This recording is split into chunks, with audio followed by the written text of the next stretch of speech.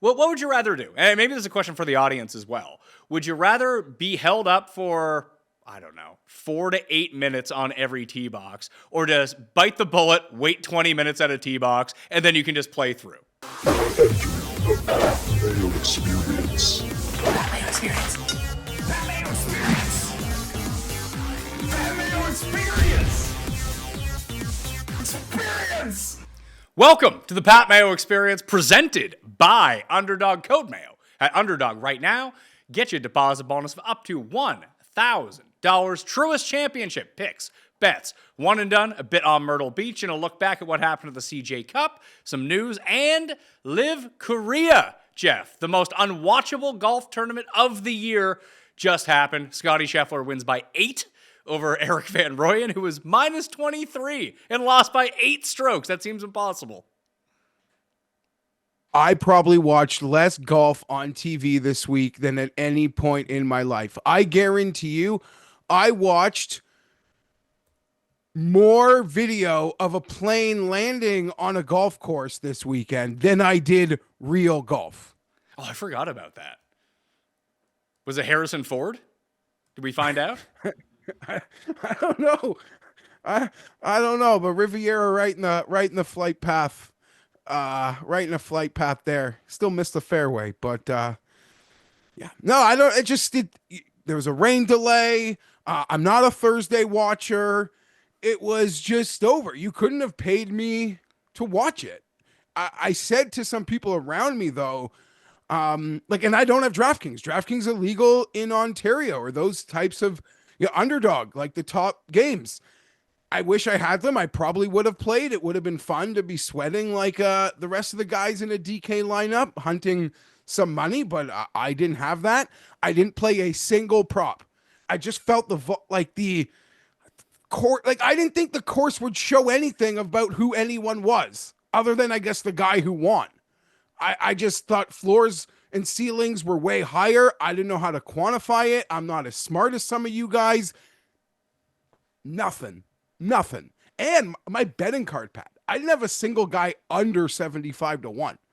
So I took it light, which, loser's loser, but golf betting is so weird where in some like sicko way, I was proud of myself.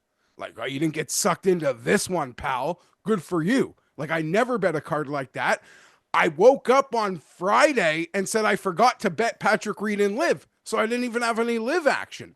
So while I'm an idiot, in hindsight, I felt like I got out of last weekend's golf with as little damage as you could ever get out of a weekend of golf. Probably won't be the same this weekend.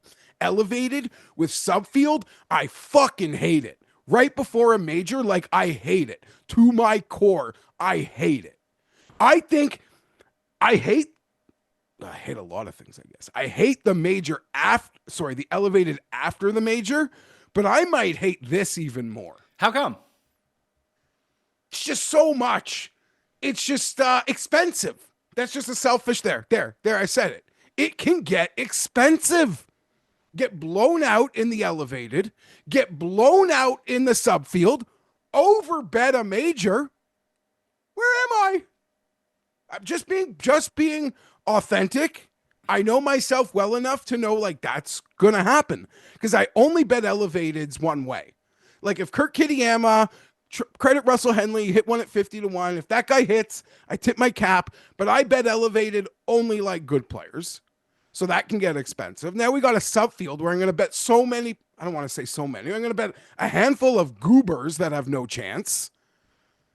And then next week I'll be in, like, overexposed on a major. So yeah, it's an expensive time. Good thing I was luckily not on purpose, but got out of last week light.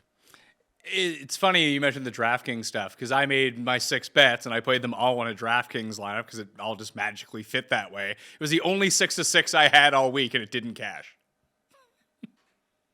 Jeez. What was the number? Why did you need to make the cut even? What was the number? I think it ended up being -5.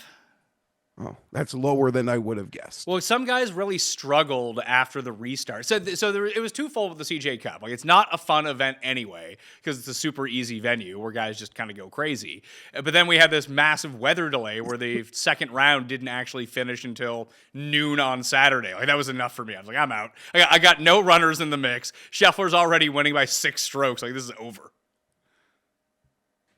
Yeah, my betting card was Burger King last week. Like, it was a Burger King value menu. Disgusting. Cheap. Could have done more. It's like, no, I don't have a clue. And credit to Scotty. Credit to those like grinding. I was on Twitter. People were like, jaw on the floor for him.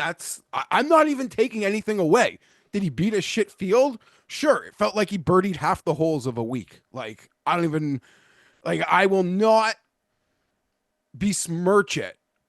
Even though, if Tim wants to come on next week and say it's like a half win and Bryson's win last week was more impressive, I might not even argue it, but I'm not taking anything away. Like, I don't care. That was, based on the stat lines I was seeing, like, mind-boggling. Yeah, it was one of the more impressive performances I can ever remember. I was trying to think back, and someone corrected me because I missed one, that this is the most dominating performance in a golf tournament since when? A PGA event, at least. Well, I'm going to cheat. What's the one that popped to your mind immediately? This is like a Spieth Masters. I was going to say Michael Kim at the John Deere Classic. That's a good one. He won by, I cheated. He won by 8 that week. I cheated to know an answer because I saw, speaking of BK, Brian Kirshner tweeted, I'm not comparing him to Burger King, tweeted the Bell, like a late 2000 aughts Bell South Classic where Mickelson won by like 15, I think it looked like. Where was the Bell South Classic? Nashville. I even checked into that when I saw that leaderboard. He beat like Olaf Thobel and there's some other good. The Atlanta Classic? Yeah, Phil won by 13 strokes in 2006 over ZJ and Jose Maria Olazabal. The one that I forgot that someone had made mention, and it's hilarious, because Scheffler shot a 59 in this tournament and still lost by double digits, was DJ at Boston that year when he fired like minus 30. Was that when he won like 6 in a row, or I don't? No, well, it was a playoff event. It was the second playoff event back when they had 4 playoff events. Sounds about right. And that's a playoff event, so he did it against like everyone. DJ is the best. I am not feeling good. It got like a little, even though having no feels, like just quickly talking golf, like feels are coming. I don't really have any like feels or an ounce of excitement for this week. I do see, but I am like, I had Blickel on the weekend to like break down the course, and the course just looks awesome. Like, I'm very excited for it. And you're gonna give me you're gonna give us and me some pointers there. Research show banger. I just mean, like, sure, when I'm watching golf and the course looks beautiful and I get to see great players hitting great shots, I'm going to be into it this weekend, hopefully have a runner, hopefully can get over a finish line. But I am like the sports fan, golf fan in me thinking about next week, like nothing to even do with a bet.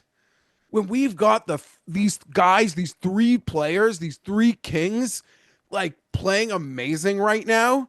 And I know golf is stupid. It's not tennis. We don't just get the final that we want, and it gets to be magical 5 hours of TV. Hey, we got it. We got it 4 weeks ago. Yeah, we did. Yeah, we got Bryson versus Rory in a final group. Okay, yeah. And hopefully we can. Now Scotty's playing great. Like, just hopefully it can just be such magic. I'm so fired up for next week. I even sit there watching that old, I do it all the time, even if it was Wells Fargo at Quail this week, that old Ric Flair TNT intro to that PGA Championship. Woo! Oh my God. You got to walk that mile. Woo! I don't know if Ric Flair is in the state of mind at this point to do another one of those promos. Maybe he is. No, they can't. Well, how old is Ric Flair now? 80? He's probably not. He's probably like It's a- 62 or something. No, but He's it's 76. whatever Ric Flair is, it's like the toughest version of that number. Yeah, I would guess so. Yeah. Like it is a it is a 70 going on 88 sort of shit. I don't know how old the King was. I know he did some stuff like WrestleMania, right? He gets paid to make his appearance. I saw some pictures. He didn't look horrible, but I imagine, yeah. Well, how long? I don't know that Rick is getting dolled up for an intro. Who even shows? Is it still TNT? I don't even know. I don't think so. PGA Championship, I think, is ESPN. I know it's CBS on the weekend. So maybe it's CBS all the way through. Maybe they usually have an early round partner because they're Yeah. not putting stuff on broadcast. Tuesday at the PGA Championship is on ESPN Plus, so maybe it is ESPN for the first 2 rounds. Because they seem to have all the early round coverage now. Maybe. Because they had the Masters Do you early round coverage too, didn't they? Yep, they did. Van Pelt does all of it. Yeah. And Andy North. You know, And our boy- Tirico did the radio broadcast. He was really good at it too. Yeah, absolutely. A lot of even had to, as mentioned, on family dinner that night, getting away, listening to Tirico's was beautiful. He's great. He's one of the best, and he's going into someone's. I don't want to get into that sports media stuff. It seems like a lot of people, Pat, are trying really hard to make like John Rahm, like trying to fill the void in what is now like the biggest story in golf. And there's a lot of people that like want it to be John Rahm's like live failures. I've noticed. Who is doing this? I I have not heard word one about this. I don't know. There seems to be a lot of maybe the comments can say I don't even like I read the content, but it seemed like a lot of people like Golf Digest, the Fried Egg, like a lot of like the Golf Hardo, maybe not even so much in like the betting community. You know, even people, I think they list the finishes, but I think it's a mocking of when they do it. And I'm not saying he doesn't deserve to be mocked, and there's a fair conversation that he in some ways may have wasted at this point after next week a year and a half of like the best golf of his life or the winning years of his life. And I'm not saying that's not a story, but I don't think it's like as big of a story as people are trying to make it. And I'm hard on Rahm too. I would agree with you because I'm not seeing what you're seeing, that people are being hard on him. But at some point, you have to take a look at it and say he's not really winning a ton on LIV. He comes top 10 every week in a 53-man field or wherever the hell it is. He's not doing anything at majors. Like, he's just not playing well. Yeah. Hopefully, and there I might would be stupid drift next week, and then I'll be a sucker on a Tuesday. Happened to me at the Masters, pal. It happens. You get sucked in pretty easily. But well, let's just quickly talk and like pivot to, unless there's anything else about the CJ Cup. Spieth played pretty well. Lovely, great to see. Good. Beat down those numbers. We'll pick on you for some head-to-heads next week. Like Play great again this week. Maybe people bet him to win this week, I'm sure. That's going to be tough. I believe he's 33-1 or 25-1. 28-1 right now. That's a stretch for Spieth. Although he does kind of set up well for some of these courses. But to take a look at LIV Korea, Bryson gets the win. So this is what? 4 consecutive final groups for Bryson now, and he was final group at Doral, he was final group at the Masters, he was final group at whatever LIV was, where was LIV the time before that, and Mexico, and then he was final group here, and he finally gets through, although his teammate, Charles Howell III, almost chased him down. It's just marvelous to watch. Like, should there be another win in there? I guess it's easy to say, yeah, but the guy is, I don't want to say he's course proof, but he's feeling like event proof Like major championship setups from the Masters to wherever else you want to put it, feel like, he will make them work for him, other than his tremendous skill set and obvious advantages for the next two majors. Going from like Doral to the Masters, playing in the final group, going to resort courses, playing in the final group. Like, yes, it shows he's truly in his zone, but it also, there's no type of course that like is holding this guy. We see great players playing great, but they get to a type of course that just minimizes, neutralizes, and they're not as good. That doesn't seem to be happening with him. Not at all. Like, to take a look at his PGA Championship odds, I still think he's 18-1. That just might be the bet. I made the bet. Shout out to you mentioned it at the morning after the Masters. Pat, 18-1 to win the PGA. I don't. If anyone's gonna flirt with the top, should be him. Even 16-1, whatever he is now. The guy just seems event proof. Yeah, he's 6. Like, for comparison's sake, he's still behind Ludwig on the board. Yeah, and there'll probably be a total reset. Granted, I think this week could suit Ludwig nice, but that's just not right. That's just not right. Like, I love Ludwig, but he should not be below Bryson. Bryson is now, it's like a Brooks Koepka light, just in terms of like, holy shit, the guy just guy just shows. Like, obviously Bryson shows in like shittier events, like live events. I don't know how to like phrase that properly. And Brooks is more of like, I'll just show up at majors, but it just feels like you can the blind faith at this point you can have in betting Bryson 16-1, 18-1, 14-1, 6-1 on live. Like, you can have blind faith. You are going to see the finish line. You're going to cross it first? You always hope, but that's hard. I'm in. I just bet it. 16-1 to win the PGA Championship. He should be third on the odds board. Yeah. It should be Scotty, Rory, and Bryson. Those should be the top 3.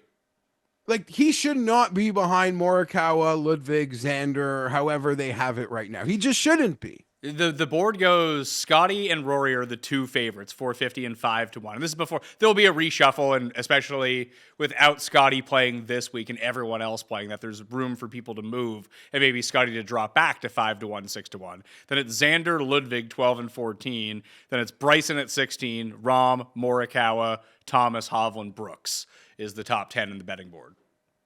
Before the Masters, it wasn't elevated, right? We were in Houston for everyone. We were at Valero. Okay, yes. So that's a good point, Pat. Listen, we always say, like, right now betting a major is wrong, but in some ways, with the amount of high-end player playing this weekend, this was a question I'd written that I wanted to ask you in like 20 minutes when we're in the middle of the odds board, and you can just hold off on answering it and I can put it in your mind. But I think everyone watching will have players this week who they haven't bet to win next week, but they know what their odds are, and they're going to be watching them closely. What do you mean? To make sure. So, for example, if you want to bet Morikawa at the PGA Championship and you see him at 18-1 right now, and then you see he's up by 3 on Sunday, you know that number's going to 12.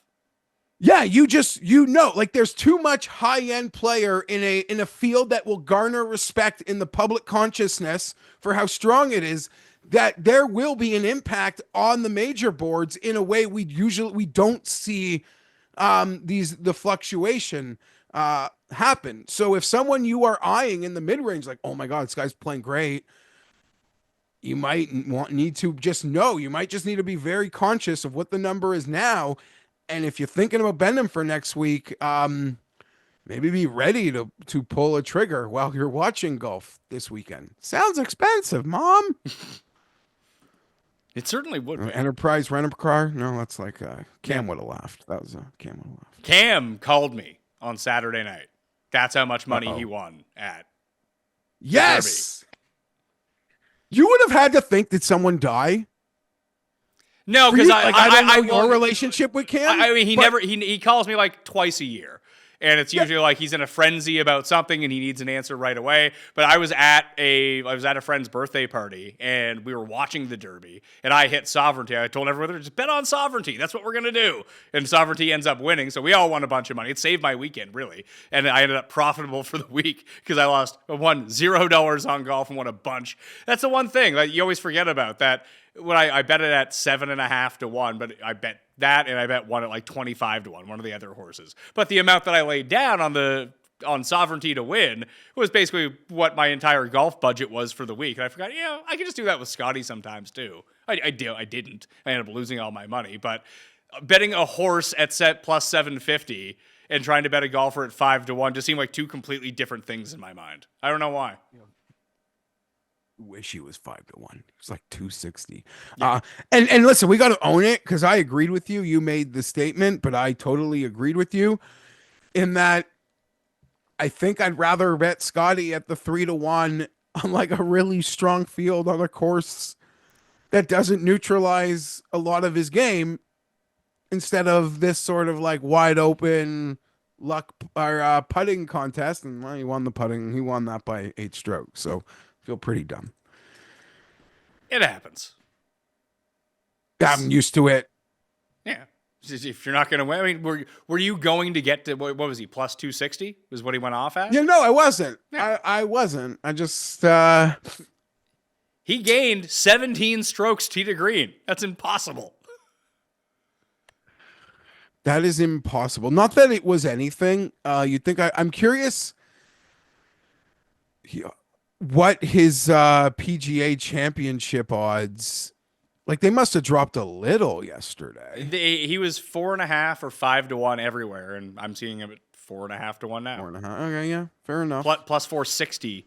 It all depends on what Rory is doing in those markets. So the ones that have Rory at 5 to 1, he's plus 550, he's plus 450. And the ones where he and Rory are co-favorites, they're both like plus 465. Yeah, makes sense. Makes sense. And I didn't realize Scotty wasn't playing this week. Neither did I. We did half the research show, and I was like, why isn't Scheffler popping up in any of these models? Like, oh, he's not playing. That's why. Yeah, there's like a player who doesn't win, not Fleetwood, who I wanted to bet. And I'm like, that number is so bad. That makes no sense. How can the books give a number like that when Scotty and Rory are here? And then like, because I just scroll right past that. Like, oh, Scotty then checked it, confirmed it. Clearly, I was checked out this weekend. I didn't know that. That was apparently like well-documented information. Oh, I have to give out the winner. I remember we did the contest, the free trip to the Canadian Open. So 4 days in Toronto, Jays tickets, Canadian Open tickets to the PME live show, which you can buy down in the description right now. Come hang out with us on the Saturday of the Canadian Open at the Rec Room in Toronto, June 7th in the afternoon. It's going to be a ton of fun. But the winner is Ryan Miyagishima is the winner. Congrats, Ryan. Let's go. Woo. Yeah, shout out Ryan M. We'll see you there at the live show. But you won. Coolbet's going to get in touch with you to set you up with the 2 tickets, the plane tickets, hotel, all that stuff. So congratulations, Ryan. Thanks for everyone who joined that because our pals at Coolbet love giving stuff away. So hopefully enough people entered that we can do another one for later in the year, be it for the Open Championship or maybe NFL season, whatever it might be. They're the providing sponsor of the odds boards for football and golf on the Pat Mayo Experience. So yeah, if you're in Canada, outside of Ontario, hit up coolbet.com and shout out Ryan. We'll see you in Ontario. So that's the winner of that. There is something I did want to run by you that you kind of mentioned it. Like all these guys are in great form right now. We have Rory with a win at the Masters. Bryson obviously wins last week. Scotty wins last week. And we have JT mixed in there as well. I can't remember the last time we had like 4 of probably the top 6 on the betting board coming in with wins to a major championship. It's pretty exciting. It is so exciting, and I mean maybe one of the never winners will win this week near the top to just add to the fervor of next week. Yeah, I am buzzing. I am buzzing for next week. I don't know how this course and next week correlate much at all, but I'm buzzing. Yeah, I don't know either. I haven't dug into what they're doing for Quail Hollow. I assume it's going to be set up a lot like it was in 2017 or maybe even for the President's Cup, that it's going to be set up a bit more difficult than your average Wells Fargo Championship. At least that'd be my guess. I'm talking to Keith later on in the week, so I think he's gone and scouted the course already, so he can let me know. Awesome. Fantastic. Love Keith. Yeah, Keith's the best. Just trying to... Cust just sent me his one and done. I wanted to make sure he hadn't used the guy yet, but he has not. So that's good news. Shout out Jason Day as Cust one and done pick for this week. You know what? If I wasn't going to probably just hit something a couple at the top, Jason Day is one of the players I really like in that range on the board this week. How come? Because maybe for starters, there's not a ton around him, but I just feel like he has been like buzzing consistently at the moment. It's a lot of chipping and putting with Jason Day. Where if he continues to do that and gets the rest of the game in order, then he's going to be fine. But it is true. The broadcast does often show Jason Day, him and like Sung J M. It's like when they're on TV, it's like 30 yards hidden behind something and it goes in the hole. Yes. It's a good description. But Jason, I know it's like hard to quantify and be consistent, but so much of Jason Day's career has been world-class chipping and putting. Like, yeah, but it's a lot like that Spieth run when Spieth was just the world leader in tee to green and he made putts. Jason Day's 2015 through 2017 was that too. That not only was he the premier chipper and putter on tour, he was also just top 5 tee to green too. And that doesn't sustain itself. And almost to bring it back to the Rahm conversation, and you say it all the time, winning is hard. Rahm's playing well. He's not playing good enough. When he went on his lights out run, he just couldn't lose every single week. It was a lot like Scotty's run at the beginning of last year. And we've seen Scotty play all of this year. He finally got a win, and he had to do it in what was essentially an alternate event. Yeah, I mean... And it's not like it's not like Scotty was playing poorly coming in either. He just wasn't winning. No, but I mean, like, just, I don't know. Jason Day's results pretty much from, like, from the MX this year. Just been high quality results. I don't think that's a bad one and done pick at all. No, I don't think so. He was, let's see, in majors and elevated events, what has he been? He's been 13th, 50th, 8th, and 49th in those events. And 40th at the Century. It's a mixed bag. Like, granted, I'm not betting him to win this week. I don't know in any of these tournaments there was a moment like he actually could have won, but he's playing well. The MX is a bit of a blur. He finished third. I know I hit Straka there. I don't even remember who was chasing. Clearly him. That's too much words on Jason Day. Nice pick, Tim. Yeah, just following up with Tim. Yeah, you're good. You can use him. So it's supposed to rain this week. Like in Philadelphia. So it might soften up this course. If it softens up the course, we're going to see the course, I think, can play completely different from what they would want it to be. Because it's a par 70, it's just over 7,100 yards, but they want it to play firm and fast, almost U.S. Open style conditions, growing out the rough. There's fescue around, but if it softens up, guys are just going to go full hog and try to beat it down as close to the hole as possible. Are we seeing an attempt to like make it like is there intentions to have this play really tough as a major prep event? I don't know. I think that's from like I was talking to Blickle. He talked to me after the fact. He has a buddy who's been caddying there for each of the past 2 days, and like they're growing out the roughs and they're growing out the rough like in some spots on both sides, but some of it's like into the grain, some of it's against the grain with the way that they're cutting it. So it's going to be just take your driver and miss in the right spot, and you're going to end up with not a good lie because the rough is grown out a bit, but you'll just be down far enough where you can still get the ball up high and try to get it to stick on the green. But you just said this course in general is set up like Oakmont, like a lot of the ones in the Philly, like they're old courses. They're not super long, but they do test a lot of the game. And it's difficult to say like, hey, are the PGA guys going to show up and shoot -20? I don't think that's going to be the case, but you're probably looking at what?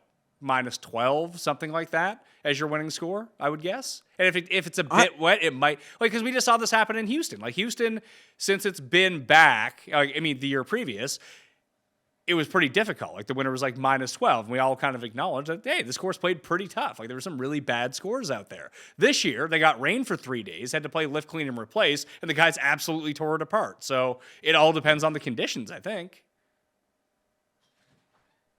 I don't know enough about the course to even fight you on it. In my first look, I did seem to think, I mean, it's pretty obvious thought to any golf event, but distance. Well, the way that Blickle described it was like if you have enough carry distance, with the way that the course is set up, it's very, very narrow unless you can get to a certain part of the fairway, and then it really expands. So the guys who really carry the ball off the tee are going to be able to hit it into wider fairways than the guys that are a bit short, which seems like a massive advantage to the guys who bomb it. Yep. And I don't know, like, there's no like, this is just a one-off to make good on the event, and it returns To Quail next year. Hollow. So I don't, I don't think they're too like. I just want to find out that the intention of the PGA Tour is to, like all events, almost the week before a major, outside of John Deere, like they do try to do their best, if not like the actual conditions, just make it as hard as fucking possible. Like what the Canadian Open has done with those pre-US Open weeks, they've created like US Open rough. Have they? Pretty freaking thick, man. At Oakdale and at Hamilton, and not you. Okay, US Open rough is quite hyperbolic. But yeah, like very penal. Keep that ball in the fairway. I don't know much about this year's course. I've played the property a couple of times, but not the champion course, and something's always been under construction there. But I bet you it won't be. I bet you it'll be tough. EPAT's out there today, taking a look at it. Is it the media day? It's the media day today, so I think they're all playing today. Okay, I was off. I don't quite understand. Maybe it's because they can host the Canadian Open at TPC Toronto every single year now and customize it to how they want. Who is going to go to this thing? It's like 2 hours away. Yeah, it's not 2 hours, but it's about an hour. It's a trek. Part of the fun the past few years of the Canadian Open, when it was at your course, when it was at the other city course, or when it was in Hamilton, is that you're in the middle of a city center. Like, people will go, get boozed, have a good time. You can take the subway home if you really want to. That it's going to draw a lot of people that might not go. Now you're looking at, maybe you can take the shuttle, and I guarantee you the shuttle is going to be like 90 minutes to get out there if you're taking it from the city. But way more. Or more, yeah. Like, is there a train you can take to get out there? I don't know. This is like it's an hour away. I just like Wazed it right now. It is not easy. When I have played there, it's a trek. It's in Caledon. People in Toronto don't even know where that is. I don't know where that is. So yeah, I don't know that it'll be easy to get to. If I do go, it would be like on a Tuesday or Wednesday in a practice round. I don't think I'm going to get out there for tournament rounds this year. I don't want to deal with getting out there. I just don't. It's almost insulting to people of Toronto to call this property TPC Toronto. It's not even in the GTA, is it? I don't think so. It is between Caledon and, like, I've never heard of these places. Wellington, I don't know. It's a trek. And I can't imagine it's going to be convenient transportation. How about this? Where the fuck are the players staying? That I have no clue. They might. That's a great question. Now we're just boring people. Yeah, but I get why your club doesn't want it back. I can understand these city courses that are prestigious. It takes a lot of money to buy into them. They don't want their course shut down for 3 weeks. I completely understand that, but there's got to be a happy. This was supposed to be us. Yeah, we were supposed to be hosting this year. It was supposed to be the second. It's our 100th anniversary, and I think the people. I mean, I'm not involved in it at all, but I would say the problem was if we had our second run, like if we had pre-scheduled the Nick Taylor year and then something like 8 years after, I think my club would do it. But like this, it just feels like the Nick Taylor thing just happened, and it took a lot. Like it took a lot out of our course. We didn't have our driving range back like for a year. Well, when I played the concert, when I played with you last year, is that your driving range where you can't hit a driver on it? I don't. I mean, no, you could definitely hit a driver on the driving range, but maybe something temp was up. But yeah, that Alanis Morissette concert, like, brah, just destroyed. Snedeker. Yeah, we're out. We're out. Snedeker's the President's Cup captain. I like that. Is that just announced? Well, Snedeker and Ogilvy got announced at the same time. Cool. Makes sense. Snedeker definitely deserving. The U.S. is now entering like an era of just like gaps in captains without majors. Who's the rider? Well, I guess, yeah, if Keegan's the Ryder Cup captain. Yeah, that makes sense. Like, who else? Has Stricker been a captain yet? Yes. I feel like they did give. Stricker was the first one to never win a major, I want to say. Kuchar is the other old guy who's really not. I never you haven't heard his seen him name play an assistant role, or you haven't even heard it. Well, you have to remember, come up. No one likes Matt Kuchar. That's true, but from those Ryder Cups, it seemed like he was a great teammate, or he was just hustling the ping pong room. I'm not sure, but yes, you would take from his lack of involvement in the assistants in the last recents that it's not something. It's not. It's maybe they don't want him, or it's not something he cares much for. Who would we say had a better? Snedeker won a FedEx Cup, right? Yes, he did. Okay, so I guess you got to give it to him. I was about to say, who had a better career, Kuchar or Snedeker? Maybe pretty close, right? Yeah, I would say that they're on par. I think overall Kuchar has better wins because he won the Players, and he almost won the Masters and Memorial. He won Memorial. He almost won the British Open a few times. Like, he was very competitive at majors. Masters, couple threes. Yeah, for a large part of his career, where Snedeker had a few pop-ups in those, but overall, like, he's like Webb Simpson in a lot of ways. He's Webb Simpson without the major. Yeah. Because like Webb will be a President's Cup guy or a Ryder Cup captain. He has a Players and a Masters and a U.S. Open. I would totally agree. Like, you'll probably see him before Matt Kuchar. Yeah, I feel like he's at least like involved. Kuchar again. I never see him part of it since he stopped playing in it. Has Geoff Ogilvy been a captain before? It seems like he should have been. No. But he probably just got passed up because of Canada last time. That makes a ton of sense. Yeah, because you're going to make Weir the captain for that. Then they kind of do that with President's Cup. They try as much to where they're going somewhere. Like, was KJ Choi the captain when they went to Korea? I'm gonna guess yes, but I would assume so. It just seems what they do. They have and Ernie did, or maybe it was Ernie. That might have been the Ernie years, actually, where he like really galvanized and created the new shield, and that might have been the L's part of L's like multiple year run. To be honest, that was their best shot too, wasn't it? Yes, the Tiger playing captain. It was they won a day early.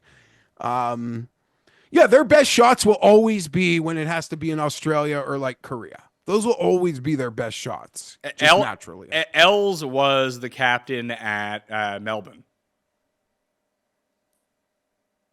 And Nick Price. Where is the next? Oh, the next one's here. It's at Quail, right? Yeah, it's at Medina. Oh, Medina. But yeah, Nick Price was the captain in Korea. Then it was Norman before that. And then it was Gary Playa, Cam's guy. Then because in 2007 it was in Royal Montreal before that as well. So it's been a lot of the same guys. So, and we lost all those South Africans being able to be captains. Like, that's bullshit. Well, someone brought this up to me the other day, and I had not thought of it. That who Who in your mind, besides Bryson, has been the biggest winner of the LIV split? Richard Bland. Luke Donald is the answer. Yes, sure, great, yeah. Like on when you deep dive and pull the tentacles, yeah. Yeah, so he was not supposed to be Ryder Cup captain. Stenson was supposed to be Ryder Cup captain. Stenson gets it stripped away from him. I think we had all penciled Poulter to be the captain for this one in New York, and obviously he can't do it being on LIV, so Luke Donald runs it back again, and now he gets elevated to this like weird status of, I don't know if he ever would have been captain. I mean, he would have been in a line. So you are right. The chances that he might never would have been captain, that's a fair argument that he might not have. And not only is he now the captain and he's doing it again, I'm probably guilty of this, but he is getting like superpower reputation for his captaincy. And I think he's going to, he wins a roadie, he's like ultimate captain. Like one of the greatest captains ever captain. Yeah, so it's just like trying to figure it out. Like if he doesn't get the last one, that goes to Stenson. This one goes to Poulter. It's in Ireland the next time. I assume Harrington's going to be the captain, unless they make Rory player captain. Harrington's already been the captain. He was the captain, I think, when they got rooked at Hazeltine. Yeah, but if they're going to go back to Ireland, who are you going to have as your captain? Like, unless the only other name that would have popped up for me for that time around, like in the succession of who it would be Sergio. Westwood. Like one of those Westwood, guys. Sergio. But all those guys are out. I'm sure they'll be back. Yeah. The Majestics were all captains. GMAC, like the Majestics were all captains. And now it's just Luke Donald. Luke Donald took all of their spots. But you are right, Pat. Donald behind Sergio, Westwood, Stenson, GMAC. Poulter. Fifth. Yeah. Like that. And then you age out maybe at that point. And now all of a sudden he gets, if he wins this one, he might be like you said, the greatest captain ever. Yeah. He might, like, if he wins this one, they might create a position of him as like European Ryder Cup president. Although I will say, do we really think that the captain does that much? I think it can hurt you, but I don't think like a captain is winning you one of these tournaments. Like, I don't think a captain is winning you a tournament, and he can obviously lose it for you. It's more than a baseball manager, though. Like setting the lineup, I think is very important. Maybe, but like Cito Gaston would sit there and strike intimidation. Like you saw him sitting in the dugout, and the other team was like, "Don't want to mess with that guy." Rattle. I get it. Cito Gaston, 2-time World Series champion, not in the Hall of Fame. Filling out that lineup was pretty easy, according to most. I do think it is. Okay, you're right. It's probably overrated in its importance, but the Europeans have like galvanized around it. And yeah, I don't know. Setting the lineup though. And the pairings. And then having like the stomach to swerve off like friendships or things or old boys clubs. I think there's a lot. I think there's a lot. Maybe it's overblown, but it's still a lot. The only two things I can really think of that were detrimental from a captain's point of view to a President's Cup or Ryder Cup was when we were at Montreal this year and we just ran out the same pairings twice in one day. That made relatively little sense. And when Furyk went and played at Club National and just took absolutely the wrong guys. Okay, and that's another part, to have the stomach in picking those captain's picks and potentially leaving reputations at home. It's true. But I do agree, in totality, it probably is overblown. But I don't want to diminish because I think it is quite important. I think it's fun for us to talk about. I don't know. I would wager that Eduardo Molinari and his team is more valuable to the Ryder Cup team than Luke Donald is. Maybe. I mean, I could show you. There was such a great documentary they put out after the Ryder Cup that Luke was, even before the event, like Luke was working magic. The weather is warming up, which means it's almost time to get back onto the course full time. And if you really want to up your game, you can take the lessons, you can improve your game, but if you're stuck with those old clubs, nothing is going to change. That's why you need to head on over to your local PXG store for a fitting, because they make the best golf clubs, period. I just had mine out for the first time on the course at Pinehurst about 3 weeks ago, and it was awesome. The sound my irons make. I have the Gen 7 irons. They have the chrome top, titanium back. They're awesome. The biggest improvement for me has been the Black Ops driver. I'm carrying the ball about 15 to 20 yards longer off the tee. I'm not a huge hitter. I was about 225, 230 carry off the tee with my old driver. Get the new Black Ops driver, carrying it 245, 250. Hell, I had a 270 drive carrying bunkers down at Pinehurst number 4 on my last day. Once I was really starting to heat up with my clubs, it was amazing. It was so easy to get the fitting done, and it was the fastest way that I have found to improve my game to a point where I'm ready to tackle any course at this point. You can too. And for a limited time, you can save up to 20% on your entire order. Head on over to pxg.com/patmayo. That's pxg.com/patmayo to save up to 20% on your entire order. pxg.com/patmayo. Restrictions apply. See site for details. Have you played yet this year? No. I'm kids were sick. I'm a bit of a lazy fat slob.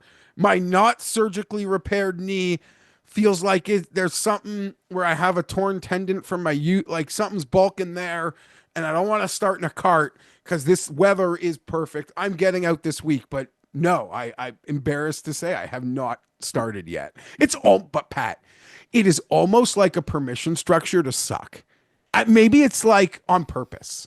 Oh, I go play with my friends. They've all played 2 or 3 times. Oh, it's my first time. I'm behind. Don't worry what I'm up to here. I played Friday. My course opened Thursday. I played on Friday.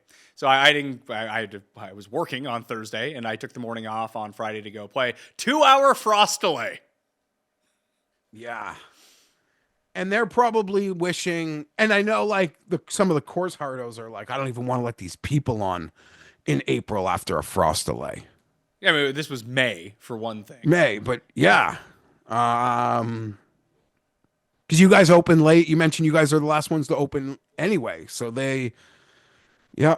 Yeah, and they're still doing work to the course right now. It was in better shape than I thought it was going to be in for May 1st, especially because it has not been all that warm around here. But I had to wait 2 hours to go play, so the entire tee sheet just got blown up. And I ended up playing with these 2 guys who were really good dudes, never met them before. Great hang. They were pretty good. How often do you play with random people at the course? A lot or not often? More. Not as much as you should, as I should, but I'm not against it. Like I'm open for anyone. Okay. It's always good to find new people. My club is like a men's league, and they like will it's a thing where you randomly go out. So that's like I should do it more. But I also like don't mind playing by myself. It depends on what I want to do. If I want to go out and practice, I'll play by myself and hit 3 balls. I'll be out there one of the first people on the course. I'm not holding anyone up if I'm doing that. But I find it's really hard to stay true to scoring if I play by myself. So I'll be like, what a shit shot. I'll hit that again. Yeah, sure. Yeah, drop another, hit the putts twice. It becomes a practice round. See. Yeah, but I just get out there quick. Got even a podcast or something in my ear. I'm enjoying it. So I played 9 with these guys because we got delayed. They had to go to work. And so I was left by myself. And we had this group in front of us that we were waiting for all day. We let them play a hole ahead just to, because we didn't. What would you rather do? And maybe this is a question for the audience as well. Would you rather be held up for, I don't know, 4 to 8 minutes on every tee box, or just bite the bullet, wait 20 minutes at a tee box, and then you can just play through? I'd bite the bullet. I'd sit on a nice bench on a nice day, huff a nice one, not a care in the world. It's almost like the same strategy as sometimes with like me and my wife, a throwback here, little like just watching 24 Jack Bauer. We would like just wait. Like the show would start at 9, we'd start watching at 9:20 just so we could like fast forward through commercials. We do just, that. Like wait. My wife and I do that with the challenge still. It's an hour and a half that's long. like We'll give it 20 minutes so we can speed through the commercials. so isn't that exactly like the same thing in theory? Yes, but There could be people behind you. because we were playing pretty quick, so the people behind us were eventually like they never caught up to us. Put it that way. And maybe we were just playing. We were only 3, so maybe we were playing quick. But these guys were playing so slow. So these dudes bolt at the turn. They got to go, and the group ahead of us lost one of their guys. So now I'm playing by myself. So I was like, all right, I'll go play with these guys. Nice enough people. They thought they were really good. They were not good at all. But I get up to them. I meet them. I play 10, and I meet up with them on 11. We get to the tee box on 12. They're like, oh, we play ready golf around here. I was like, perfect. That's great. So I walk over to my bag. I'm like trying to figure out what club that I want to hit. They're all standing on the tee box with their clubs, not hitting the ball, waiting for me to go hit, playing ready golf. And then the one dude puts it in the water. He teed the ball up 5 times, I think, and none of them hit the fairway, and they all went in the woods. And you know what he was wearing? Well, like you didn't have a smarm-ass like ready golf like one-liner. I got into it with a guy last year at the club. I'm trying not to pick fights with anyone when I'm out there. Not pick fights, but ready golf. I like ready. I'm about ready. Everyone golf. should play ready golf, but I think they had a fundamental misunderstanding. Put it this way, there was a hole where I think it was a par 5. That I was at my ball. They were still on the tee box talking, and they were in carts, and I was walking. I'm going to chalk that up. This is how slow play happens. These people need to be shot. Okay, I started because I was talking when we were sitting there on the bench waiting for these guys to play at one point, that the club should have 2 types of rating systems for you. You should have your actual handicap, and then you should have your pace handicap. And if you fall below a certain pace handicap, you can't play at certain times. I love it. I'm fast. I'll play with guys a lot better than me. No one complains. Even if I'm hitting like 13 more shots in that round, and you didn't even notice. That's the whole thing. You can be a 38 handicap and play quickly. No one hates playing with that guy. That's fine. But just don't be. No. And it's one thing if you're taking a bunch of shots or you're hitting a bunch of mulligans or whatever it is. There are guys that can do that quickly. It's the chatting and just not going to your ball and hitting it. Like, what are you doing? That's infuriating. It was not great. I was just trying to bite my lip and keep it to myself. One of the guys was like 75 too. Yeah, I mean, who you think like the old dudes love playing fast. Yeah, they're pretty curmudgy. They play fast. They've got their like handicap cart flags. They can get around pretty quick. The old dudes are more concerned about playing quickly than playing well. Like when they tell you at the end of the round, it's not what they shot, it's how quickly they played. But the big offender was wearing the thing that I hate the most in life. The fucking block letter hat. And just, it's just like, of course, you're this guy. Of course. Yeah. Come on. Fucking worst. I don't know how that where did that start? Where did that start? Who is doing this? Who put this into the culture? Because it's the most fucking moronic thing I've ever seen. I want to say, someone will probably correct me. I think Riv did it first. Right? The Riv, and then it just caught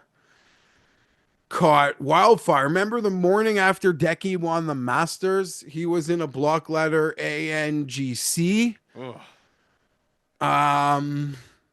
It really took off. They did one at I think they did one at it's like horrendous. It's like Dale, like Oakdale, like Dale. Like, get the fuck out of here. They had that at Pinehurst. They just had Hurst. I was like, great. Yeah, like these are cool just so cool hat, man. And they're like, like I just mentioned Hideki winning the Masters. Was that 5 years ago? 6 years ago? 5. Like it's over. You're late. You missed it. There must be a YouTube golf channel I don't watch them, so I don't know. There must be like a popular guy out there who's like pushing this. Maybe it's Barstool. That sounds like a Barstool thing. No, because I feel like in totality, golf internet is like these are if you're playing and you know someone and like someone's wearing one, it's just like a tell almost. Not to your golf skill. It's like, fuck, man. Yeah, you're gonna be the worst I to hope play your with. kids bought that for you. Right? Yeah, I don't know. People have been ragging on them for a couple years and you still see them popping up. So that's all. The guy also had a. Oh my God, there was one. There was one at the Masters. There was a dude sitting behind 16. It was like egg salad. I don't know what it was. One of the stupid foods or something. Like what happened here? Yeah. Would it surprise you to know that this one egregious offender with the block hat also had a speaker, but it was turned on really loudly? I'm not anti-speaker. Like I can hear some Not tunes anti-speaker. on the course, but I shouldn't be able to hear it from 2 holes back. Yeah. I'm not anti-speaker. You can have a speaker. My club, someone might like say something to you, but yeah, I don't mind it. Doesn't bother me. It just bothers me when it's really loud.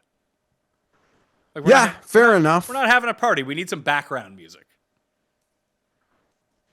Like I could be out next week listening to your research show, or be out there on Wednesday listening to you and Tambo. Like I wouldn't even be listening to music. Yeah, but you probably have an earbud in. But fair enough. Then I'm not hearing it too, and everyone else on the course isn't hearing it. Anyway, let's talk about the Truist. From the Philadelphia Cricket Club this time around. It's a one-off because Quail Hollow will be back next year. This is the former Wells Fargo Championship, so all of the previous stats and winners you're going to see are going to be from Quail Hollow, so we don't really need to look at that too much. It's a par 70, 7,100, and 19 yards, bent grass greens, 6,000 square feet, most bunkers of any course on tour so far this season, Jeff. You learn something new. And they're playing it Are they like in play? Are they in play though, or they're like membership bunkers? No, they're in play. They're everywhere too. And the way the way like Blickle got me to go in sort of like 3D version on, they're deep. He's like they're not super tough, but they're super deep around the green side. Are they layup bunkers from the fairways? What do you mean? Like if I get in a bunker on a par 5, like can I get to the sorry, not a par 5. If I get to the bunker on some of these holes, like am I just having to hit out of the bunkers?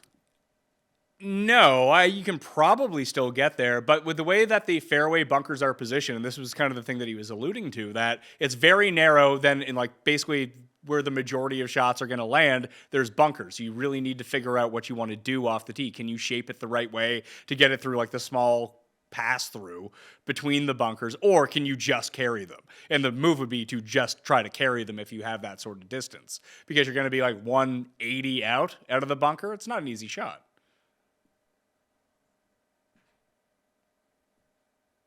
Good thing I probably just bet in good players who can clear them. Well, that's it. Well, let's go to the odds board then, provided by coolbet.com. Rory's the favorite. He's plus 450. Then it's to JT at 12. Morikawa and Xander are at 14. Ludwig and Cantlay are at 16. Your guy, Tommy, he's by himself at 20. Henley's 22. Victor's 22. Daniel Berger getting some cred here. He's 25-1. So is Hideki. Then Lowry and Spieth are both 28-1. This is not the fairest odds board I've seen in some time, but it's funny that you had mentioned Ludwig off the top, because that was sort of the first thing that I thought about too.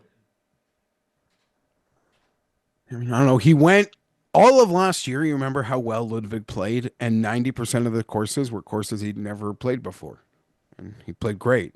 So he's with everyone and pretty much not having played this course. I like Ludwig, and it's embarrassing to say. They're at 22s, though, so it's better than 16.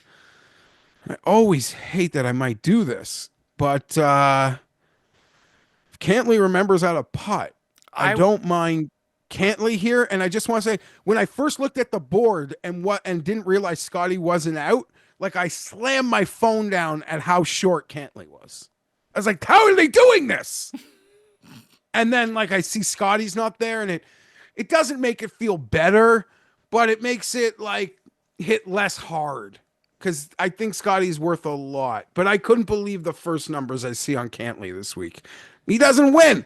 What is the difference between Cantlay and Fleetwood in the last 4 years? Ooh, that's interesting. I wonder if I can run a side-by-side on this. Let's see. Yeah, I'm not saying like I know something profound. I'm just saying I've probably lost so much money on both that I feel like it's the same fucking guy. I will say, in the model that I created for this event, Cantlay is number 2 and Tommy's number 26. Cantlay is playing. He hit the ball lights out, I want to say, at the Heritage. We all bet him. Yeah, he couldn't putt. He gained 6.5 strokes ball striking, lost around the greens, lost on the greens. That makes perfect sense. He was flushing it. So I'm gonna bet a guy who doesn't win this number. Look, Justin Thomas just won, and he never won. Yeah, I should have bet him instead of Cantlay at the Heritage for 5 more points. No, I'm just like thinking out loud. I'm thinking out loud passionately. I don't think I'm as angry as I'm portraying. It's Truist bets. Just talking through it, I'm just frustrated with Cantlay, frustrated at myself that I think I want to bet him again. And it seems like the numbers are telling me I should. I don't think many players hit the ball better than him the last time he played. He just couldn't putt. And that's, I mentioned last week, that's been a thing for him. Like 5-6 foot putts. Someone that's bet him a lot, and you confirmed, it's not my perception. The guy is tumbling. 2 weeks off, maybe 3 weeks off. We worked on some things. That's all I can hope for. It's all I can hope for. But at the same time, is anyone shocked that the player who is like head of the advisory council stopped winning? Look what happened to Rory when he did that. Yeah, but look what happened to Peter Malnati. It's different. He's on the council to get into events. They're different. They're doing it for different reasons. So I'm betting on Patrick Cantlay. I hope I'm betting on Patrick Cantlay, the golfer, not Patrick Cantlay, the businessman. So that's a concern. I really like Cantlay. There are some stronger numbers out there, it seems. Cantlay led all players at the Heritage in driving, and he was 13th in approach. That makes sense. Having felt it, tracked it.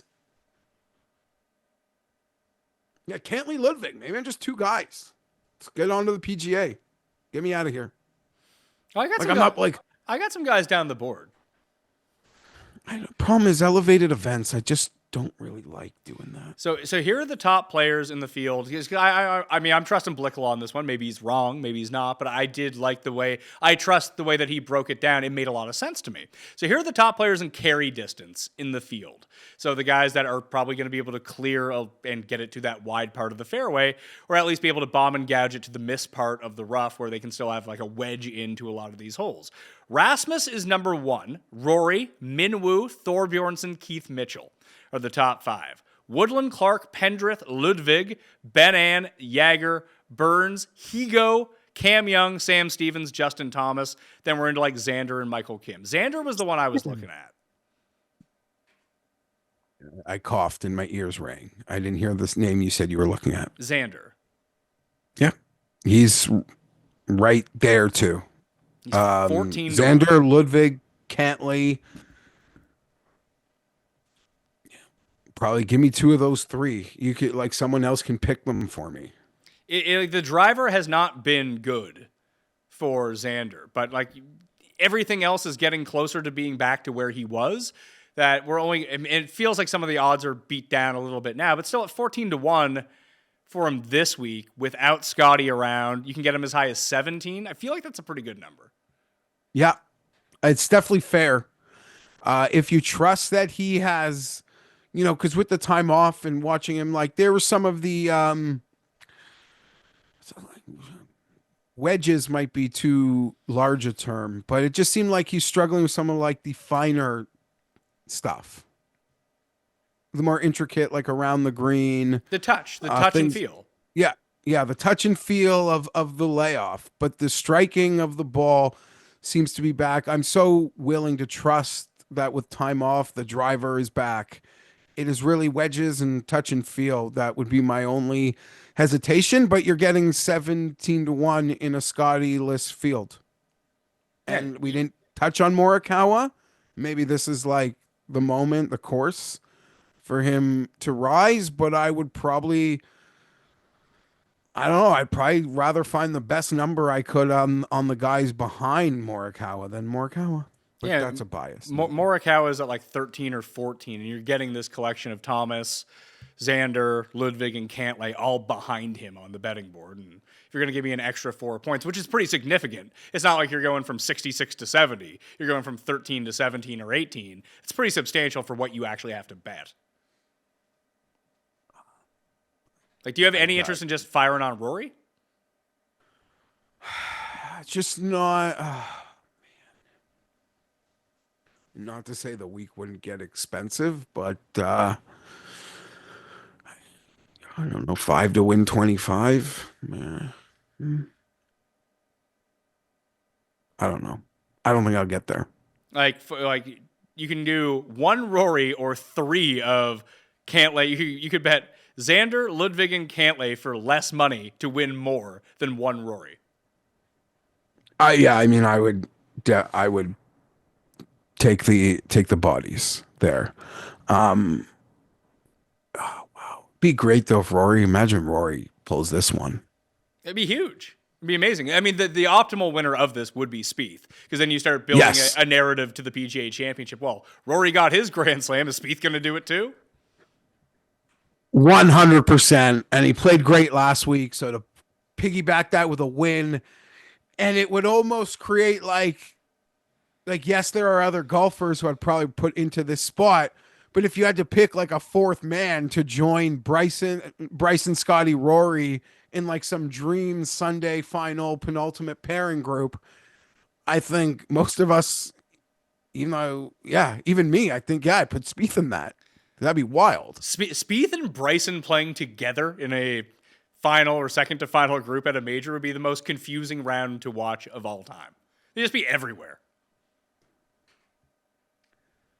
I'm trying to remember, does the PGA Championship is that one of the good ones? I mean, the PGA, or is it just the PGA Tour thing that we usually just use for? No, they have the PGA Championship app. It's the one that has the weird colors, I think, or maybe that's the US Open one. Feel like it's not good, but it might be. None of them are really good. The Fantasy National app is good. But I do feel like with the PGA Championship, we get the proprietary stuff. We do. We get strokes gained and all that stuff, yes. Yeah. That we don't normally get, at least for the Masters. So that I like. Yeah, that's good. So if we go down to this next level of player, we're into Connors, who I do like. This seems like a good Corey Connors course, honestly. Much in the way that Henley won at Bay Hill, I could see Connors winning here. In the generic Fantasy National model, he's number 2. And in my overall, like the custom one that I did, he is number 5. 30-1 though. 33? You get him 33-1. Yeah. It's a whole group of guys, right? Obviously, Spieth feels a little overpriced.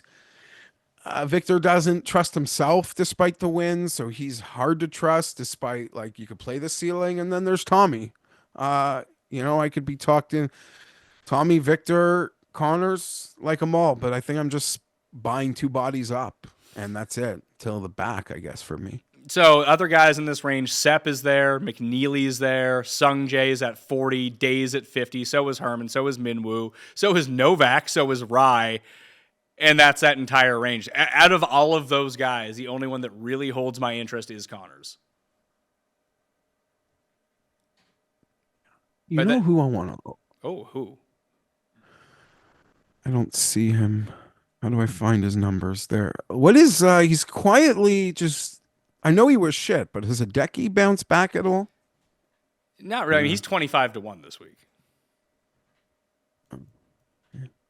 Yeah, in the model, he's almost dead last in this field. And he didn't play after the Masters.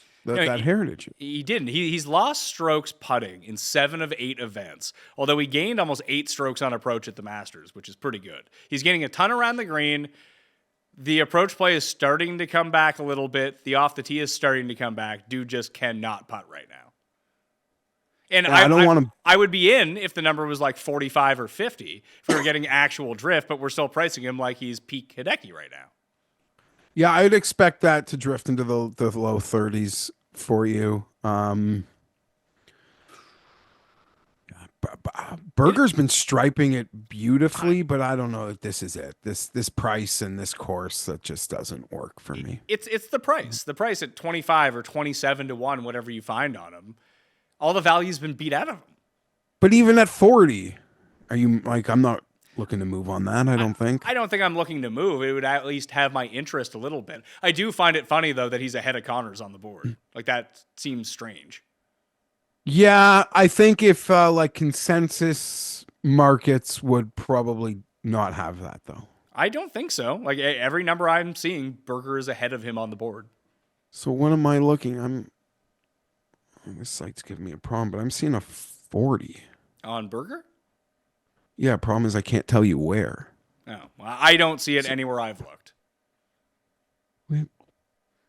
So there's no one really in that range. But the first bet I made this week, we'll just say like 60 plus in odds. First guy I bet was Keegan, 66 to 1. That's a cool bet right now. Okay. We're in the Northeast. Yeah. Always got to like Keegan in the Northeast. I think you got a strong number there. It's still there. Relative to market. Yeah. And he's just been striping it, tee to green. He can't putt. We know this about him, though, and then all of a sudden, he'll just gain 6 strokes putting. We just need it to be one of those weeks. But you take a look at his tee to green, he's been on fire for 2 months now.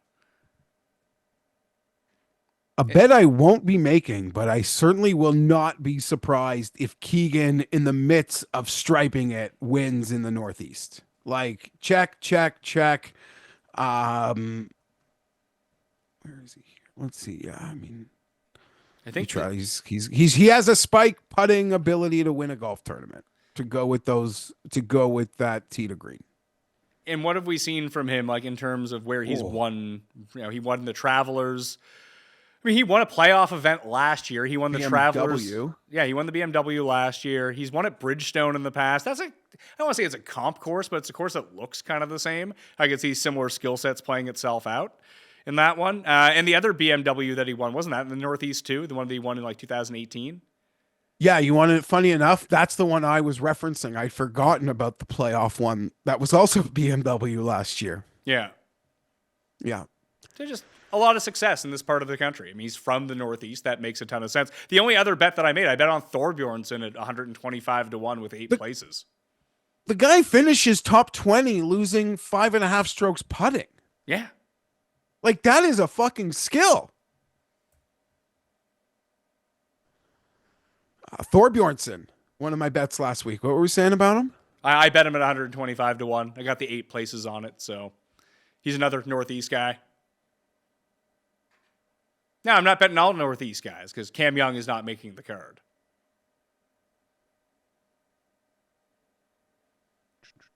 Cam Young not making the card. I saw he committed to Canada again. I guess he's an RBC guy, though. Yeah, anyway, so you'll probably see a lot of Cam Young and Sam Burns. Yeah, Burns is back. Thiegs is back. All those guys. Let's open Thorpe. Yeah, Thorbs? Yeah. He's 150 outright. But if you want to get the placings, you obviously lose some equity on the outright win, which I was fine with. So we're just obviously like you just go right through 50 to like 60 to 100, right? Yeah, anyone, like there wasn't a lot appealing down the board. Rose at 80, maybe? Is he 80? What's Rose? 66. I don't like Rose and Day. I think could have decent weeks. I would prefer Rose, but taking a look at it, Pendrith at 100 is somewhat intriguing too. I think this is a good skill match for him. I would agree with that. Yeah, Pendrith or the Hoygards or something. Yeah, I like well, your Thorn shout. Only Rasmus is in the field. Nikolai is not. Oh, no, Nikolai is. Never mind. There he is. Jeez, yeah, Thagala 100, eh? What happened? Is he having the most disappointing season of anyone? Let's think about this for a second. Like, there's some guys who've been bad, but we thought that he was ascending. That he came. Yeah. He had so many close calls last year. He finally got himself into, late Sunday tee times at major championships. And he's just done nothing in 2025. Yeah, I mean, like this was a guy many of us thought, obviously, like us golf hardos, no secret, but like truly like a breakthrough, breakthrough to the casuals sort of year was about to happen. Certainly didn't. Most disappointing season, though. I think you're right. Relative to like where they are on an odds board today to who we thought they were in Hawaii. You know who else? I mean, I bet him last week, and so did you. But he's 125 to 1 this time around. This could be a good Jaeger course. I didn't bet him last week. Talked him up nicely on the show, but You convinced me to bet him. Yeah, maybe not the only one, but I didn't really pull trigger on anyone low. But hey, like Steven Jaeger, I could put it into a hazard from an elevated par 3, like 60 yards short of the green. I've done it. Yeah, I've done it. I like that. I did like that people shouted it out. It's like, how does this even happen? It's like, well, I come out with me. I will show you how that can happen. Wait, you don't know how to like that creek that's just like not even a part of the hole that's 60 yards in front of it? Yeah, I've been in it. You've never mishit a 4-iron? Yeah. We can't not acknowledge who's I see on the odds board here, Pat. Higo? Alex Noren. He's not in the field, though, is he? Is he in the field? He's on the odds board. I see him, too. I didn't realize he was back. Let's see. Field. Is he making his return? I'm not talking about betting it. That stuck out to me, seeing it. And Noren is playing. Yeah, he is in. First time this year. What, he tore a glute or something? What did he do again? I think he tore his glute. Ripped something. That sounds awful. And that sounds like something that's going to take a while to get back. Because, I mean, if you tear your glute, you can't work out your glute. Glute is the most important thing really in your golf swing. So it's probably not close back to full strength. It might be But healed. it was also, he did it like working out for the century. So he's ready to go for the season. So yeah, I guess that took 4 months. We'll see if he's even ready to, we'll see how sort of form he's in, but I guess that means he's going to play next week. I would think so. I mean, it's probably a wait and see type thing. This is a perfect tournament to come back to because there's no cut and you get a paycheck. Oh yeah. Didn't even think about that. 4 rounds, get your paycheck and get Sunday, go shoot a Sunday 75. Well, just for feels. We'll get to Myrtle in a second, but I just want to do the quick picks and the one and done for us right now. I'm in at Keegan at 66 and Thorbjornsen 125 to 1 with 8 places. I'm circling at the top with Ludwig and Xander, one of those guys, and then Jaeger and Pendrith deep from beyond 100 to 1, and maybe Connors at 33. Like, those are the names that I'm circling around. I want to commit to it right now. And I bet Bryson live on the show at 16 to 1 to win the PGA Championship.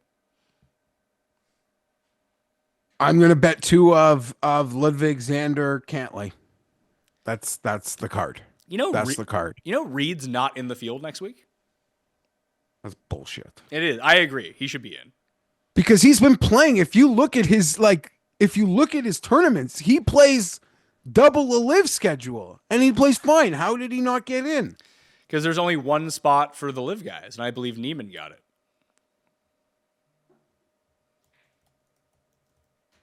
Like, how's Neiman not in? Neiman is. That he needs some special spot. I don't know. Big week next week for our boy Herbert. Get it done. Justin Herbert? Yeah. Joaquin Neiman. I like I'll probably just for FOMO. Oh, you know what? Join you for Thor Bjornsson. You know what? But, Reed might actually sneak in because of world rankings points. Yeah, that's what I mean. He plays enough around the world, I feel, to outside of LIV to have done enough. But he's currently number 51 in the world rankings. He's playing next week. He's not in the field right now. He's playing next week. He'll be 80-1.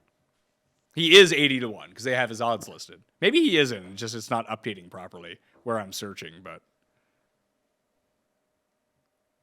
let's see. Patrick Reed rises in rankings. Assured PGA Championship spot. Okay, I guess he is in. Yeah, he's gonna get in. He's gonna play great, and we're gonna have fun talking about Patty Reed or Jordan Spieth on the Ryder Cup team. The PGA Championship to be played May. Quail is the final week before the U.S. Open. Exempts the top 60 into the world. So he might actually be in the U.S. Open too.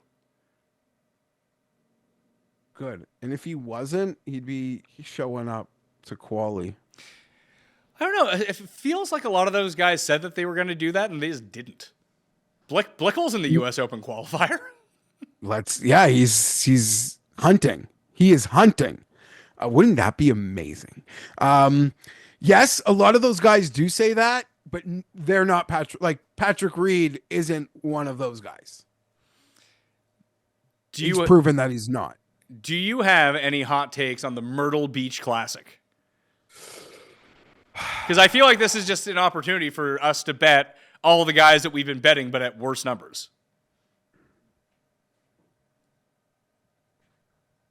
Sad Tom Kim's here. Is that disappointing? See, could he make the list? Of what? Bad season? Most disappointing season? Potentially, yeah. Because he didn't get... Because he was so bad at the end of last year, he didn't even get into the elevated events for this year. So what are we talking about? Kevin Yu 40, Chan Kim 50. You're all over it, Jeff. Okay, yeah. So you're an easy book to read. I got Valimaki at 40. I was looking at Kevin Yu at 40. And doesn't Hitsune at 50 seem pretty fair relative to about Pearson Cooter at 55-1? Yeah. It's a bomb and gouge and make some putts course. There's a place called Alligator Alley. That sounds like fun. People are like sour on Toasty now? He was really bad on the weekend. Had a very easy course. 3-putted from like 9 feet. I saw Twitter. That's fine. Toasty's gonna do that. But when he's not hitting his irons well or driving the ball well, that's when we got real problems. Okay, so just looking at it, I'm gonna be in on you. I guess you say bomb and gouge, but like I don't know, Castillo at a bomb and gouge. I like Castillo. I was really kind of pissed that Salindo wasn't playing. Yeah, I was gonna say to me they're like same guy. You know, we played that game, Castillo, Salindo, but one of them wears like the shell necklace. That's Castillo, isn't it? Yeah, and Salindo. I want to say Salinda. Oh no, maybe that's Phillips who wears the Sunday Red sponsorship. Is Phillips here? That's Captain Phillips. Now I believe he's in the Truist, isn't he? Oh, okay. Yes. Yeah. See, yeah. Big oversight there on my part. Oh no, Phillips isn't in either of these tournaments. Strange. Maybe just taking some time off. Rico Hoey. Yeah, so there's this. I know you got the Pearson Cootie, but I might be a sucker for these just like bomber Euros, like Norgard Miller and Jesper Svensson. If you're telling me it's just straight nuking. I mean, listen, they played this course 1 year. Last year was the first year. I didn't watch it, so I was actually kind of pissed Will Gordon wasn't it. But here's how last year ended up going out. Goddard won by 6 strokes. And actually lost off the tee and just was top 10 everywhere else. Davis Thompson, Alistair Dockery, someone named Ryan McCormick, EVR, Jorge Campillo, Kevin Yu, Ryan Fox, Bo Hostler, Sam Stevens, Bobby Mack. Like, I don't know if there's a particular skill set here. Like, looking back on it now, like Davis Thompson was by far the best player in that field in terms of overall skill set. Clearly. I don't know. People have been betting, like, everyone's been betting Alex Davis Riley all year. Is Davis Riley in that field? I mean, this one. I don't know. If it's a bomber course, putt Geeter 100. Yeah, Davis Riley 75-1, actually. That's a shockingly fair number for him. Yeah. Matty Schmid. Okay, this is going to get expensive. Did you? You don't have to bet these guys. Like, I was just going to maybe bet my collection of Valimaki, and Pearson Cootie. 40, 40, 55. But, geez, now that I scroll, we're getting into more trouble. A boy Sky introduced me to Thomas Rossenmuller, a German who hits it as far as anyone on earth. Okay. And I see our boy ADDC is here. Yeah, I'm good with not betting ADDC. That's fine. I'm just like naming names. I'm just curious what he's been up to. Probably nothing. Nothing, probably? Yeah. Oh, I am a big sucker for Norman Zhang, so I'm going to bet him at 300-1. I'll get the placings on him. He was, let me go to this look up last week's stats. I feel like his ball striking was off the charts good. Let's see. Oh, yeah. 2.4 off the tee, 1.7 on approach. That's only in 2 rounds and was horrendous on and around the greens, which happens to him. But I feel like he's more live to win one of these things. You got to go with the pedigree with Big Norm. Yeah, I mean, Norm. Play to the ceiling, baby. Yeah, no, I mean, how expensive can it be just playing these bombs? But Luke List 100, Hayden Springer 100. I could do what I did last week. Just do the Burger King value menu. Myrtle. Yeah, but you need to, I'm shocked you haven't brought up Bo Hostler. It's like, sure. I'd probably rather bet Ryan Fox. I think I would too. I'd rather bet Kevin Yu. Yeah, there's a few guys I don't mind. I don't mind here, and I'm happy to fade the top 6, 7 guys in the field too. Yeah, I mean, Mac Hughes as the betting favorite isn't.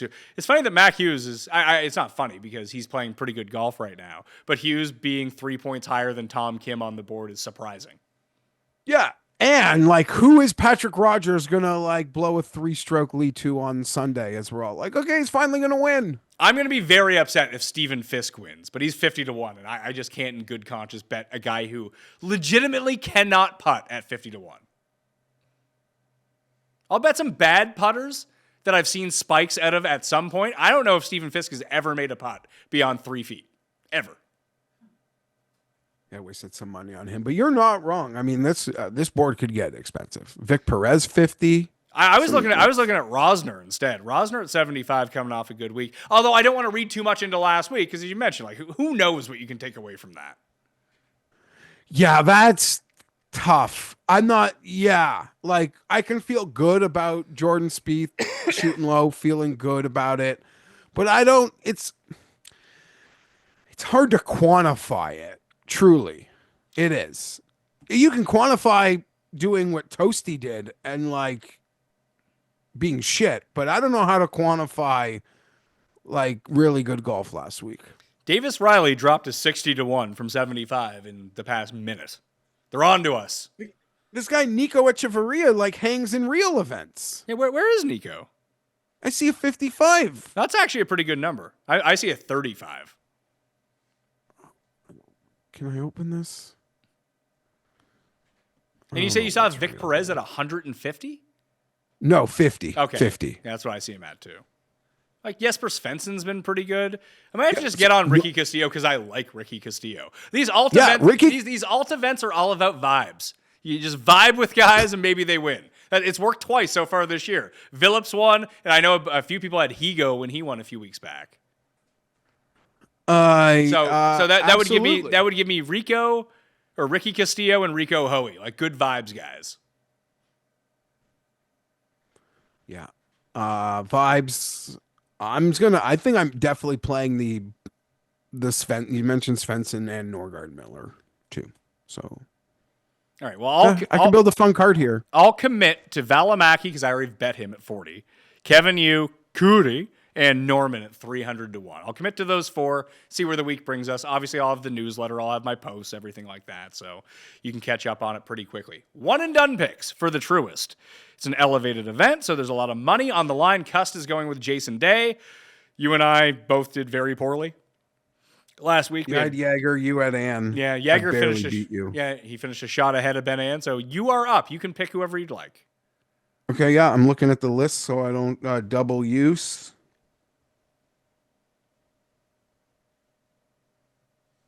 I've just read it twice because sometimes I don't comprehend things well, and I haven't used them. Patrick Cantlay. Patrick Cantlay for you. I'm going to use Corey Connors. Good pull. I was going to use. I was going to use. I've used him already. I have used him already. I guess I'll use Xander. Valspar. Oh yeah, I'll use Xander then. I was going to save Xander for a major, but I'm already up by 3 million. Let's see if we can get one more win here and be on our way. It's true. But we got a lot coming up, Pat. Next week's gonna be banging between the major and if we do a NFL schedule show. Oh, is that next week? A lot. Yeah. What day? I don't know if you knew that. I did not know that. No, because we got me and Cust are recording tonight for a show tomorrow, but well, I guess we'll go live next week. Is it Monday? No, it's not Monday. That's They announced it. They had it up at the May 14th at 8 p.m. Is that maybe Wednesday night? Yeah. May 14th. That actually works out really well. That gives me content for the Thursday. And it's like after the PGA Championship. Like we'll do we can probably do the schedule show and then like even do like a live chat for people too for PGA Championship for like half an hour. If people want to do that, then we can record the other show to go along with it in real time. But we're kicking off this week. If you want to leave those ratings and reviews, of course, we're doing some giveaways on the audio podcast, sub to the channel. But I got Kenny and Joe for the player-by-player. That's going to come out on Thursday. I got Keith later on this week for like the every quarterly State of the Union, plus a part of the research show. I think me, you, and Cust are going to record, obviously, on Monday, doing the full picks for PGA Championship. But I want to do one of those drafts again, the best PGA Championships of the past 15 years draft, like we did at the majors. I thought it was a fun segment, so we'll roll that back. Maybe we'll record that tonight and add it to a show later on this week. But ton coming out on Mayo Media Network. Love it. And congrats again, Ryan. Yeah, Ryan, shout out. We'll see you in Toronto. Maybe he doesn't even want to come to the show. As I said, you don't have to come to the show. I mean, I would hope you'd come to the show. We need to sell a few more tickets here. So if you're on the fence, bring some people with you. I don't want to have to start asking my friends to come to sell this thing out, but we have enough people right now that the show is going to be like nice and tight. Everyone's got a seat. I'd like to have as many people as possible come out to this thing. So we hope to see you June 7th in Toronto. That would be great. Are your friends going to come, Jeff, or nah? It's the afternoon. My wife seems like she's trying to recruit them, but I'm not gonna lie, Pat. Like I haven't really advertised it to my like personal friends. Neither have like, I. They like me, but like I don't know. They get so much of my nonsense. I don't, and a bunch of them like support and listen and are fans of Tim. Like that could be the draw. And you, of course, but like just but the Tim. fascination with Tim. Put it this way. Put it this way. I just got a text from Tim that said, "I'm glad we have a show tonight. I have grievances to get out." Yeah, no, just the true fascination with Tim is real amongst friends of mine, but also I don't know. Yeah, I don't know. I don't know how to put it, but no, I haven't like really broached it with my like group chat to say yet. My wife, though, she's like, if you don't tell them, I will. I feel like my wife and your wife are going to become fast friends here at this show. Maybe. But I'm super excited for it. Like I said, it has once in a lifetime vibes, like Rock versus Hogan, Tim and Cam in the same building. It's never happened for me before, so I'm as excited as anybody. And like, I'm really happy the Winnipeg Jets won this crazy hockey game last night, but part of me was like, Hustler told me if they lose, if they're not still alive, he's going to come. So it's like, okay, when they're losing, I'm like, okay, at least I get to see Hustler next month. But then they pulled off this crazy comeback. So who knows? It was so big, it even caught like my radar. Put it that way. Yeah, I mean, it was pretty crazy, right? Game 7, 1 second left, tying goal. It was, yeah. It should. I'm happy it penetrated your radar. It's not easy to do that. No, it's not, especially when it comes to hockey. But if there's one fan base I am rooting for, I always like to see. I mean, they got their team back. It's tough to, like, when you're a city of a certain size, it's not like, the economics in Winnipeg is off the charts. Like, they kind of have to sell out all the time in order to keep this team, and they're doing it. It's good to see good things happen for them. I've always said I never buy into the, like, in Canada, people cheer for like a Canadian team, especially if you're like a hard fan of a team. Screw everyone. Winnipeg is truly that Canadian team that I always find myself like a soft spot for. And maybe it is the reasons you mentioned. Like, they're just so harmless in the middle of the country. Like, go, let them have their hockey. Vancouver's annoying. Montreal's annoying. F Ottawa. But no, Winnipeg, like, good for you. I actually like rooting for Montreal. I know it's Cust team, but I just find it aggravates all the Leafs fans so much that I find it funny when they have success. That is fair. And like where you live, like there's a big, like, I guess it's a pretty Hab Leafs split, but no, it's Montreal's good. It's a 3-way split out here. It's Montreal, Toronto, and Boston. Okay. And I, even as like, I'm not like the biggest Leaf fan anymore, although I do support them. I acknowledge like Montreal being good just feels like good for the sport.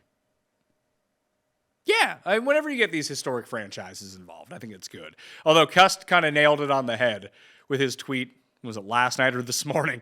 Last evening certainly proved that the Winnipeg Jets and New York Jets have nothing in common beyond a nickname. I enjoy that tweet a lot. Love you, Cust. All right, that will do it for us on the Pat Mayo Experience. Thanks for watching. Smash the like while you are here. If you need more of me and Geoff along with Cust, well, tune into the PME tomorrow. I don't know exactly what we're talking about, but grievances will be aired, maybe some PGA Championship, and then a ton of PGA Championship content coming later this week after we do the live show on Wednesday morning with Tambo, talking through all the final bets, weather, DraftKings, and the like for the Truist, and maybe even Myrtle Beach. We'll see if they put up some decent contests for that. We'll see you next time. Mayo Experience! Experience!